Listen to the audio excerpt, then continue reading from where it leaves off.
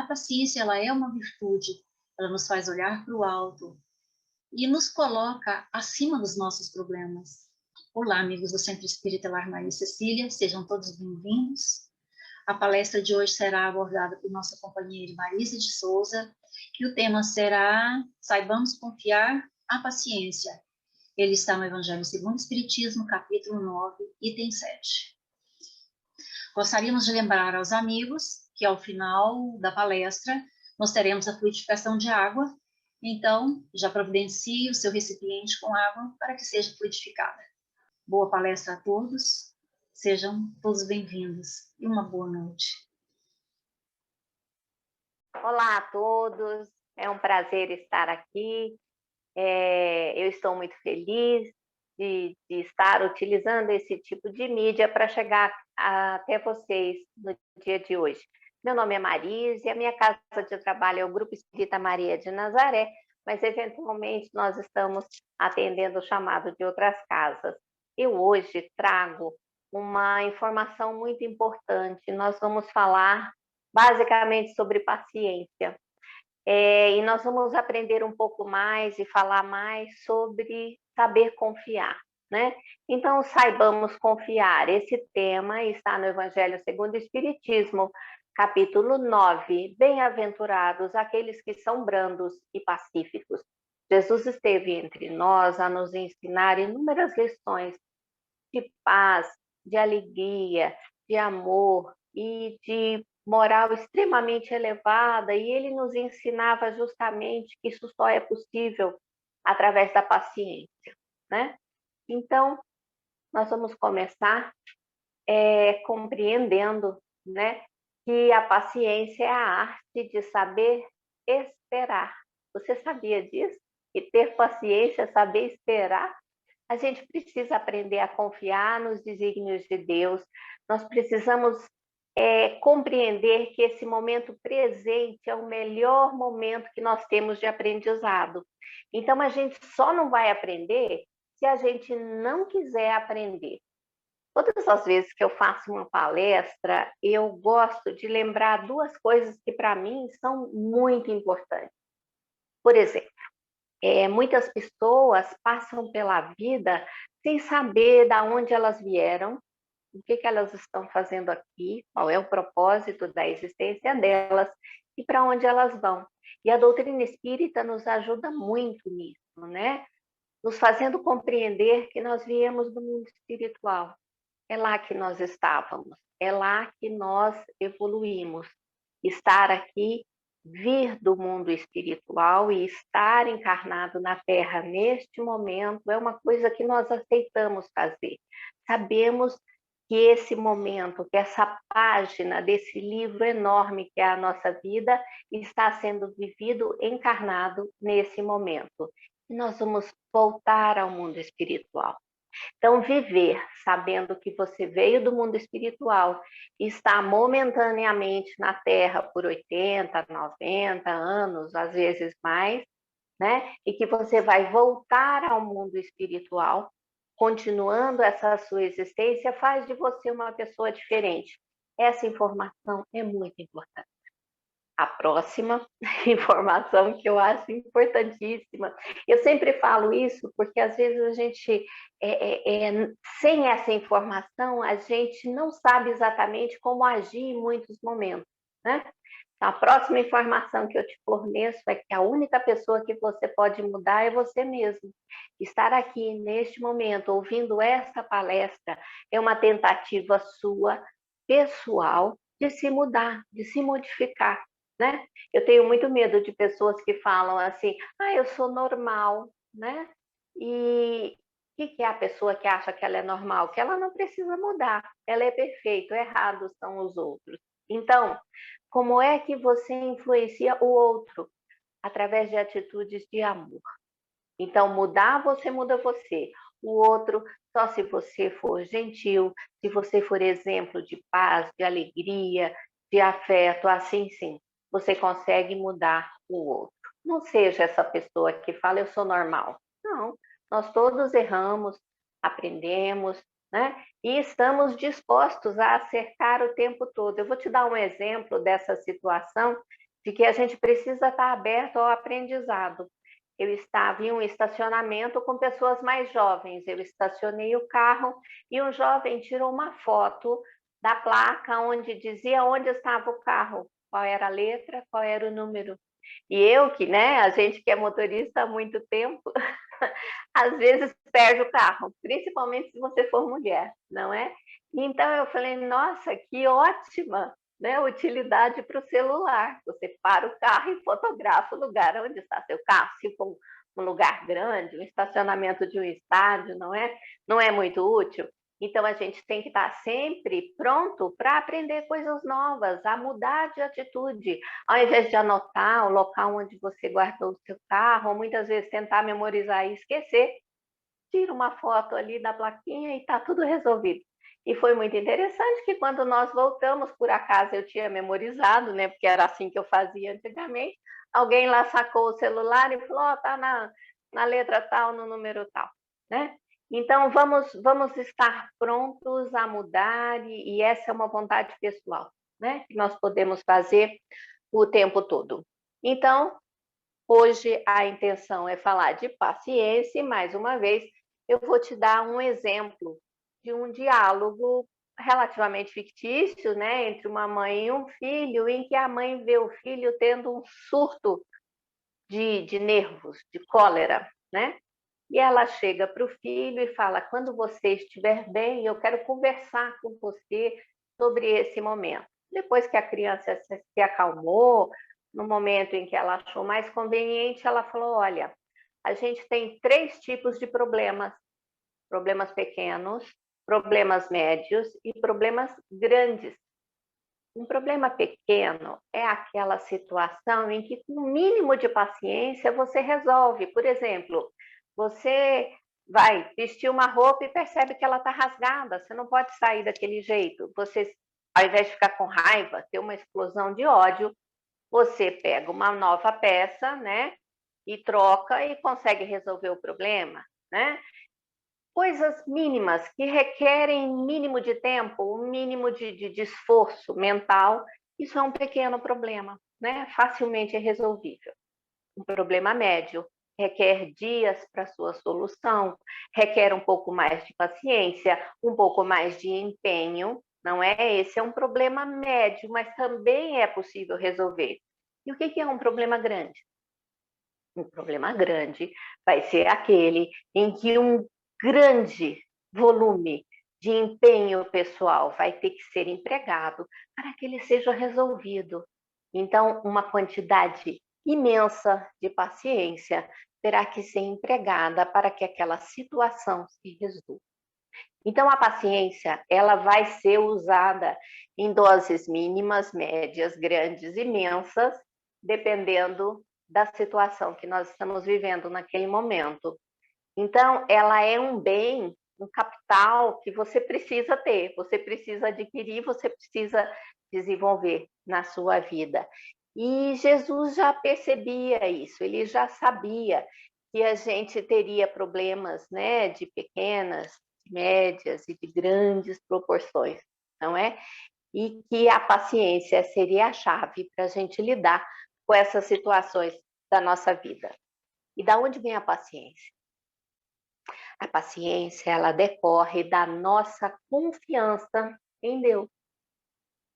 Então, viver não é uma sucessão de coisas aleatórias e sem planejamentos que estão acontecendo com você, não. Nós estamos sujeitos à lei do amor. E o que é a lei do amor? É o próprio Deus agindo na sua vida, né? Então, por que eu te digo isso? Por que eu te falo que você está diretamente influenciado por Deus? Porque quando Jesus nos ensinou a orar, ele disse assim: Pai nosso. Ele não disse meu pai, né? Dizendo que o pai era só dele, né? Que aquela lição era do pai dele para nós. Não. Jesus veio nos ensinar, né? Veio refletir a vontade de Deus para as nossas vidas, não é? Então, quanto mais confiança você tiver nesse cuidado, nesse abrigo, nessa guiança, você vai ter mais paciência, entendeu? Então, quando a coisa desanda, aonde é que está o nosso refúgio? No Pai. Quem nos ensinou isso foi o próprio Jesus. Na lição 86 do livro Vinha de Luz, Emmanuel vai nos relembrar uma fala de Jesus em Mateus 6,31, quando Jesus disse: "Não andeis, pois, inquietos". Essa frase está no Sermão do Monte, depois que ele falou dos lírios, depois que ele falou dos pássaros, né? Ele nos ensina, né, a não andarmos aflitos, a não vivermos na aflição, né? Mas ele não recomendou, o Emmanuel vai comentar, né, que Jesus ele não recomenda indiferença ou irresponsabilidade. O que ele pede é oração e vigilância, né? Que são os antídotos para a impaciência, para a inquietude. Então, quando as coisas estão complicadas, quando você quer se prevenir, você já começa o dia com uma oração, você já pede a paciência, já pede, já fortalece esse vínculo, né? Dessa confiança com Deus, né? Então, com oração, com vigilância, é assim que a gente foge dessa indiferença ou da irresponsabilidade, não é? Então, o mestre, ele aconselha a, a despreocupação, né? Que você não tem que se preocupar demais com o serviço que você tem que fazer. O serviço existe, ele te espera, depende do seu empenho. Ninguém está aqui a passeio, ninguém está aqui para se divertir, né? Porque tem gente que acha mesmo que veio a esse mundo para se divertir. Não, você está aqui para evoluir este ser imortal, que é você mesmo, né? Não é que você veio evoluir o seu espírito, você é um espírito, né? Então, a gente precisa, né, renovar essas atitudes mentais, né? O próprio Emmanuel fala que a gente precisa renovar as atitudes mentais na obra a que nós fomos chamados, né? Em todos os lugares tem pessoas pessimistas, derrotistas, te chamando para baixo, né? Mas você não quer ser essa pessoa. Você não deve ser essa pessoa. Você precisa ser uma pessoa conectada com o alto, confiante nos desígnios de Deus. Eu sei que nós estamos passando por um momento dificílimo, muito complicado. Eu estou efetivamente falando da pandemia mundial que assola o mundo inteiro da mesma maneira em todos os lugares, não é? E nós, né, não vamos, em razão disso, adotar a aflição e o desespero, né? Então, nós estamos, neste momento, apenas começando a servir. Então, essa fala de Jesus, né, não andeis, pois, inquietos, ela tem que estar em nosso coração. E, às vezes, você está naquela agonia e pensa, mas como é que eu não fico inquieto? De que maneira eu não me desespero, né? Então, Jesus nos ensinava a todo momento a chamar esse Pai que é nosso, chamar a Deus, pedir a Ele que nos abençoe, que nos aconselhe, que nos inspire, né?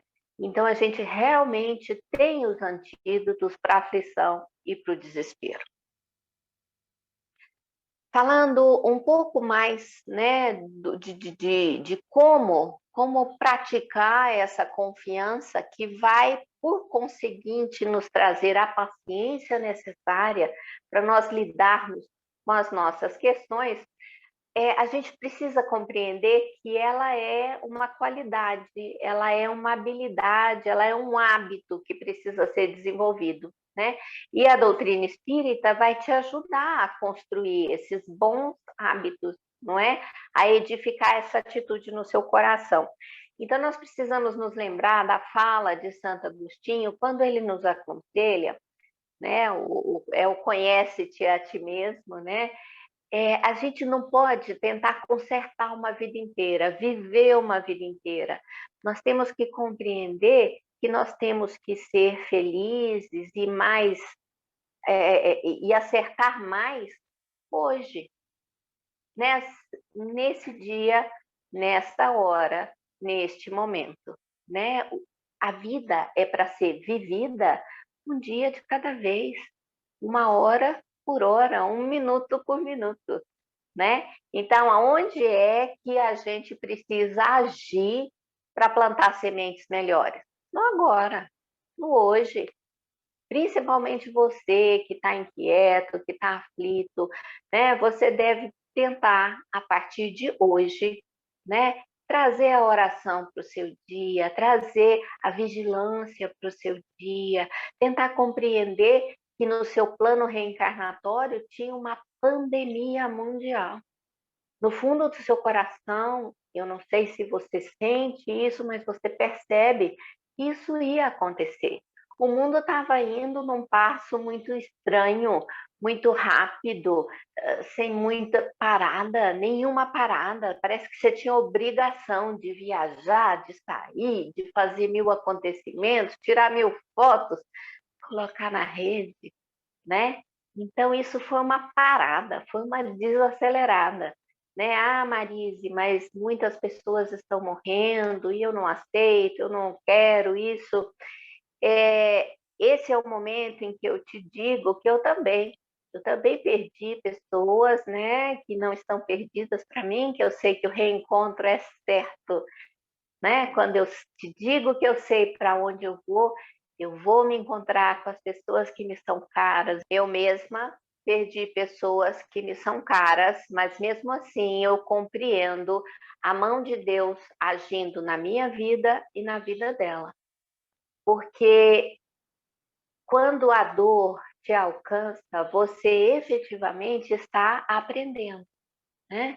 Então, a doutrina espírita vai te ensinar que você precisa dia a dia, semana a semana, ir compreendendo os acontecimentos e, na medida da sua oração, da sua vigilância, da sua conexão com Deus, você vai voltando para o caminho que dói menos. Porque quando está doendo, é porque às vezes a gente está mesmo agindo errado, né?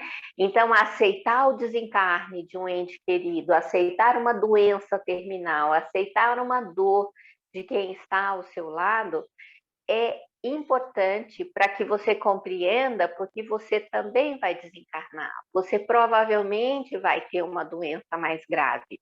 Em algum momento vai ser a sua vez. E como é que você vai encarar esse momento? Né? Com naturalidade, porque é natural adoecer, é natural envelhecer, é natural desencarnar, não é? Então, a sua atitude diante da vida vai fazer diferença na continuidade da sua vida. Então, vamos em frente. Quando você tem confiança, quando você entende que você é cuidado por um pai que te ama, né? Que é um Deus de amor, de justiça e de alegria, você vai se prevenir de males, de doenças, você vai irradiar luz, ao invés de irradiar treva, dificuldade e desespero. Quem você quer ser? Né? Uma pessoa que irradia otimismo e paz, ou uma pessoa dessas que tem falado, esse vírus maldito, né? É muito forte, é muito triste, né? Então, tudo é plano de Deus para que a gente cresça, para que a gente vá em direção à luz, em frente e para o alto. É assim que é por isso que nós estamos na Terra mais uma vez, para evoluir. E se para evoluir nós temos que passar por uma doença em nós ou naqueles que nós amamos, nós temos que aceitar, né? Então, a confiança vai te trazer serenidade, que é igual a ter paz, não é? E qual que é a diferença de não ter confiança? Qual que é o oposto do amor? O oposto do amor é o medo. E quando você tem medo, você tem desespero, né? Desequilíbrio, que é o oposto à confiança. Quando você se afasta de Deus, você tem medo. Você não tem falta de fé, você tem medo, né? Então, lutar com o medo, compreender que ele existe, aceitar, é importante, né? Mas você também precisa entender que o medo vai minar suas forças internas, né? E como é que o medo trabalha em você? Ele mina suas forças de dentro para fora, né? Trazendo o quê? doença, desespero, desesperação, não é? Então, em todo o Evangelho de Jesus, ele vai ensinar oração e vigilância, não é? E vai te ensinar que isso vai te trazer confiança em Deus, não é?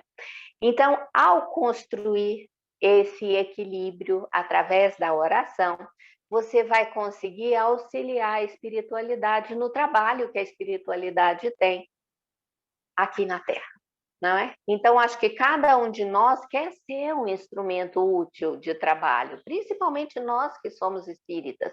A gente se prepara, a gente lê, a gente ora, a gente estuda, não é? Para quê? Para ser útil, né? Para ser usado, para ser instrumento de amor e de alegria, né? Desse lado da vida e do outro lado da vida também, evidentemente, não é? Então, esse caminho do meio, né, esse estar em equilíbrio, viver com serenidade, é essa situação de afastar do medo. Se o medo paralisa, existe o oposto ao medo, que é aquela ação mais temerária, né? Pessoas que vivem de uma maneira irresponsável, não é? Então, qual que é o caminho entre o medo e ser irresponsável? É a coragem. Coragem vem de coração, não é?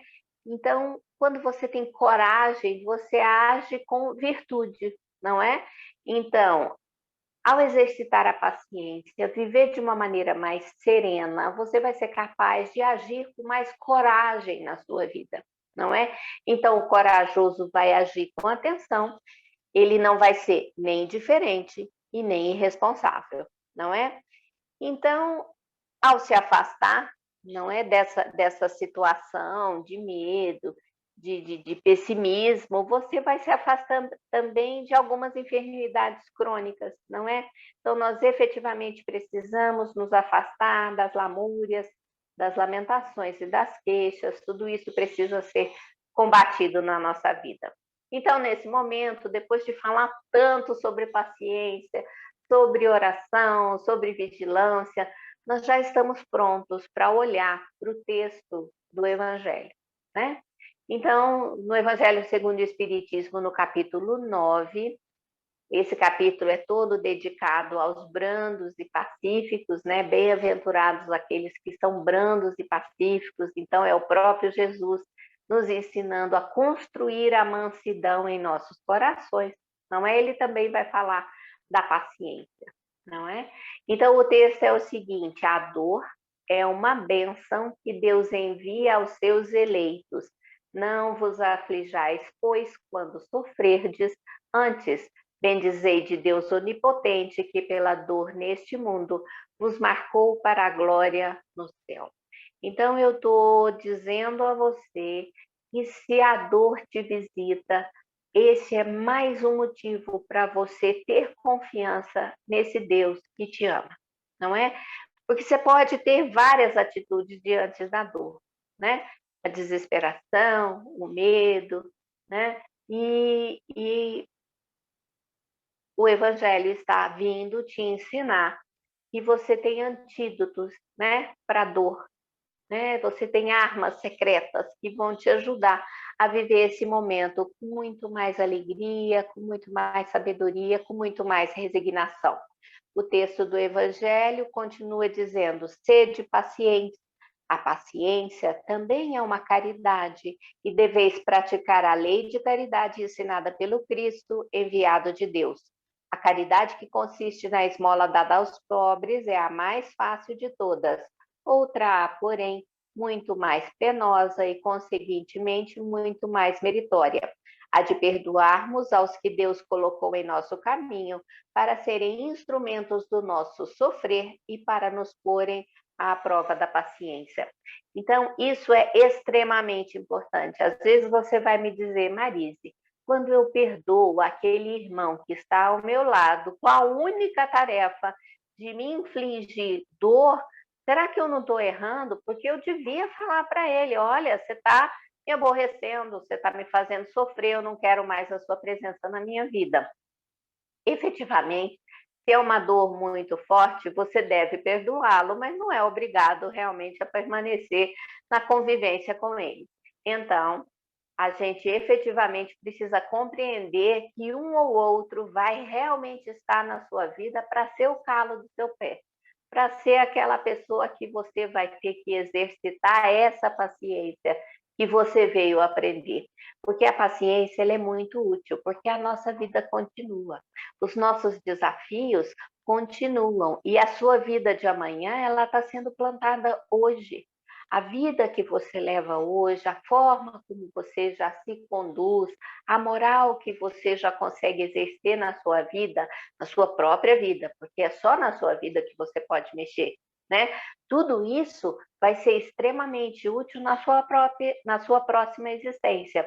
Então, se você quer saber como é que vai ser sua próxima vida, olha para a tua vida hoje, tá bom? Vamos em frente. Então, esse espírito que se comunicou nesse item, né? Ele continua, a vida é difícil, bem, eu sei. Compõe-se de mil nadas, que são outras tantas picadas de alfinetes, mas que acabam por ferir. Então, ele termina dizendo, coragem, tendes no Cristo o vosso modelo. Jesus, efetivamente, esteve entre nós, né? Para nos mostrar que era possível viver sendo o puro amor, né? Então, às vezes, a gente tem dúvidas, mas como é que eu ajo nessa situação? Qual o caminho que eu vou? É muito fácil. Você vai imaginar Jesus ao seu lado, não é? Naquele momento em que você precisa tomar uma decisão, tratar com uma pessoa difícil, em qualquer situação da sua vida que você está sem saber. Então você fala, nossa, se Jesus estivesse aqui sentado do meu lado, olhando para mim, olhando para essa situação, como é que eu agiria? Você vai saber como agir. Porque dentro de nós sabemos o que é o bem, nós sabemos o que é o certo, né? E o certo não é gritar, não é esbravejar, não é se impor em nenhum momento. Então, se Jesus estivesse do seu lado, você agiria de uma maneira muito mais cordata, muito mais correta. Entendeu? Então, na dúvida, põe Jesus sentado do teu lado, olhando para você, e me diga se você teria coragem de agir dessa ou daquela maneira se o próprio mestre não estivesse ali olhando para você. Tá bom? Eu gosto muito desse exercício, eu faço isso bastante. Já fiz muitas vezes.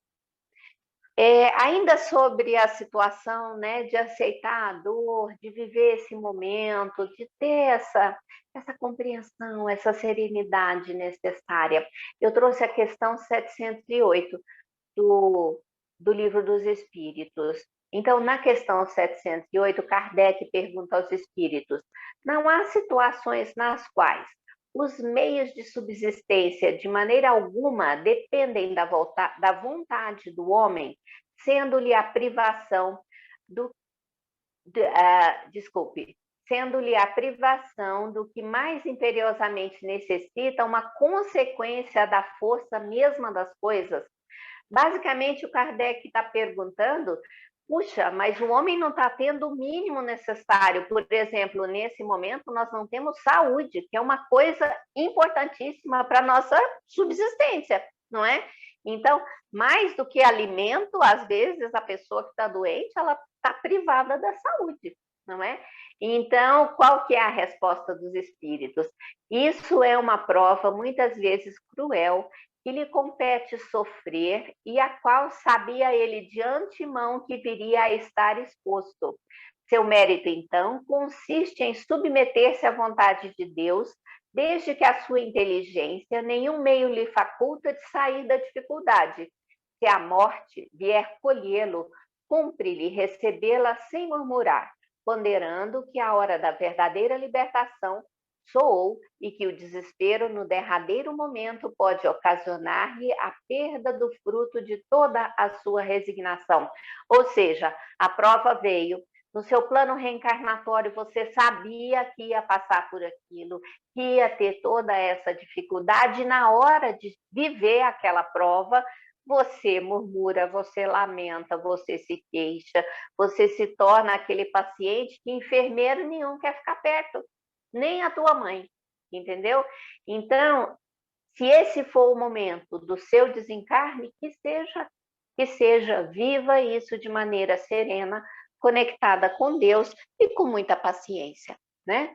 Então, eu hoje estive aqui com vocês para falar de uma coisa extremamente importante, que é a paciência, que é a confiança em Deus, e 3 pontos fundamentais que eu gostaria muito que você levasse para a sua vida.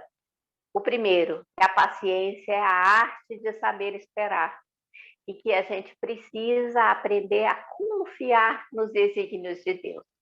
O segundo ponto, que se você conseguir se lembrar, é de que a dor é uma bênção que Deus envia aos seus eleitos, né?